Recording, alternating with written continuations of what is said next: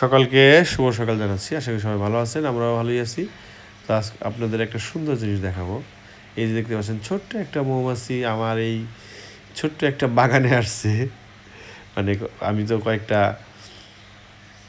সরিষা গাছ লাগাইছিলাম, মানে সরিষা ফুল ভালো লাগে দেখে তার জন্য লাগাইছিলাম। সরিষা ফুল তো গ্রামে যে দেখার সুযোগ হয় না সব সময়, তার জন্য কিছু নিজেই লাগিয়ে নেই।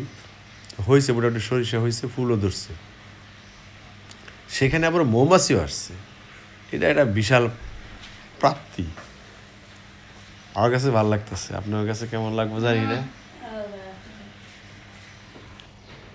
ও চেষ্টা করতেছে মধু খুঁজে পাওয়ার জন্য। আমার কাছে মনে হয় যে এই গাছগুলোতে মধু, এই ফুলগুলোতে মধু নাও থাকতে পারে, কারণ এটা তার জমিতে না।